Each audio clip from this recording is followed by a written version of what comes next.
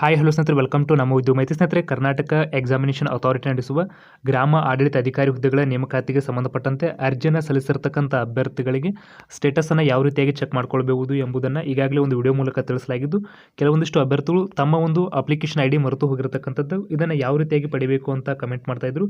ಮುಖ್ಯವಾಗಿ ಸ್ನೇಹಿತರೆ, ನಿಮ್ಮೊಂದು ಐಡಿಯನ್ನು ಪಡೀಲಿಕ್ಕೆ KA ಆಫಿಷಿಯಲ್ ವೆಬ್ಸೈಟ್ಗೆ ಭೇಟಿ ಕೊಡಿ. ಭೇಟಿ ಕೊಟ್ಟ ನಂತರ ಇಲ್ಲಿ ನೇಮಕಾತಿ ಆಪ್ಷನ್ ಮೇಲೆ ಕ್ಲಿಕ್ ಮಾಡಿ.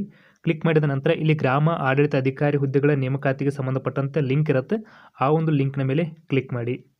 ಮುಖ್ಯವಾಗಿ ಸ್ನೇಹಿತರೆ, ಆ ಒಂದು ಲಿಂಕ್ನ ಮೇಲೆ ಕ್ಲಿಕ್ ಮಾಡಿದ ನಂತರ ಇಲ್ಲಿ VA ನೇಮಕಾತಿ ಆನ್ಲೈನ್ ಅರ್ಜಿ ಸಲ್ಲಿಕೆಯ ಲಿಂಕ್ ಅಂತ ಒಂದು ಆಪ್ಷನ್ ಇರತಕ್ಕಂಥದ್ದು, ಈ ಒಂದು ಆಪ್ಷನ್ ಮೇಲೆ ಕ್ಲಿಕ್ ಮಾಡಿ. ಈ ಒಂದು ಆಪ್ಷನ್ ಮೇಲೆ ಕ್ಲಿಕ್ ಮಾಡಿದ ನಂತರ ಸರ್ಚ್ ಅಪ್ಲಿಕೇಶನ್ ಐಡಿ ಅಂತ ಒಂದು ಆಪ್ಷನ್ ಇರುತ್ತೆ, ಈ ಒಂದು ಆಪ್ಷನ್ ಮೇಲೆ ಕ್ಲಿಕ್ ಮಾಡಬೇಕಾಗತ್ತೆ. ನಂತರ ಸ್ನೇಹಿತರೆ, ನಿಮ್ಮ ಒಂದು ಡೇಟ್ ಆಫ್ ಬರ್ತನ್ನು ಇಲ್ಲಿ ತುಂಬಬೇಕಾಗತ್ತೆ. ಈ ಒಂದು ಲಿಂಕ್ ಓಪನ್ ಆದ ನಂತರ ನಂತರದಲ್ಲಿ ನಿಮ್ಮ SSLC ರಿಜಿಸ್ಟ್ರೇಷನ್ ನಂಬರನ್ನು ತುಂಬಬೇಕಾಗತ್ತೆ ಮತ್ತು ನಿಮ್ಮ ಆಧಾರ್ ಸಂಖ್ಯೆಯ ಕೊನೆಯ 4 ಡಿಜಿಟ್ಗಳನ್ನು ಎಂಟರ್ ಮಾಡಬೇಕಾಗತ್ತೆ. ನಂತರದಲ್ಲಿ ಸಬ್ಮಿಟ್ ಬಟನ್ ಮೇಲೆ ಕ್ಲಿಕ್ ಕೊಡಬೇಕಾಗತ್ತೆ. ನಾನೀಗ ಎಲ್ಲ ಡಾಟಾವನ್ನು ತುಂಬ್ತಾ ಇದ್ದೀನಿ. ನಿಮ್ಮ ಎಲ್ಲ ಡಾಟಾವನ್ನು ತುಂಬಿದ ನಂತರ ನಿಮ್ಮ ಒಂದು ನೋಂದಣಿ ಆಗಿರತಕ್ಕಂತಹ ಮೊಬೈಲ್ ಸಂಖ್ಯೆಗೆ ಒಂದು OTP ಬರುತ್ತೆ. ಆ ಒಂದು OTPಯನ್ನು ತುಂಬಿ ಸಬ್ಮಿಟ್ ಬಟನ್ ಮೇಲೆ ಕ್ಲಿಕ್ ಕೊಡಿ.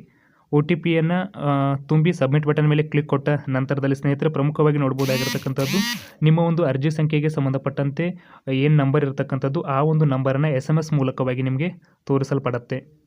ನಂತರ ಸ್ನೇಹಿತರೆ, ನಿಮ್ಮ ಒಂದು ಅಪ್ಲಿಕೇಶನ್ ಐಡಿಯನ್ನು ಬಳಸಿಕೊಳ್ಳುವುದರ ಮೂಲಕವಾಗಿ ಇಲ್ಲಿ ಗ್ರಾಮ ಆಡಳಿತ ಅಧಿಕಾರಿ ಅರ್ಜಿ ಮತ್ತು ಶುಲ್ಕದ ಸ್ಥಿತಿ ಅಂತ ಒಂದು ಆಪ್ಷನ್ ಇರುತ್ತೆ, ಆ ಒಂದು ಲಿಂಕ್ ಮೇಲೆ ಕ್ಲಿಕ್ ಮಾಡಿ.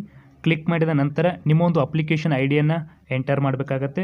ನಂತರದಲ್ಲಿ DDMM ಮತ್ತು YYYY ಫಾರ್ಮ್ಯಾಟ್ನಲ್ಲಿ ನಿಮ್ಮ ಒಂದು ಡೇಟ್ ಆಫ್ ಬರ್ತನ್ನು ಎಂಟರ್ ಮಾಡಬೇಕಾಗತ್ತೆ. ನಂತರದಲ್ಲಿ ಕ್ಯಾಪ್ಚರ್ ಕೋಡನ್ನು ನೀಡಲಾಗಿರುತ್ತೆ, ಆ ಒಂದು ಕ್ಯಾಪ್ಚರ್ ಕೋಡನ್ನು ಇಲ್ಲಿ ಎಂಟರ್ ಮಾಡುವುದರ ಮೂಲಕವಾಗಿ ಇಲ್ಲಿ ಸರ್ಚ್ ಬಟನ್ ಮೇಲೆ ಕ್ಲಿಕ್ ಕೊಟ್ಟ ನಂತರದಲ್ಲಿ ನಿಮ್ಮೊಂದು ಅಪ್ಲಿಕೇಶನ್ ಸ್ಥಿತಿ ನಿಮಗೆ ತೋರಿಸುತ್ತೆ.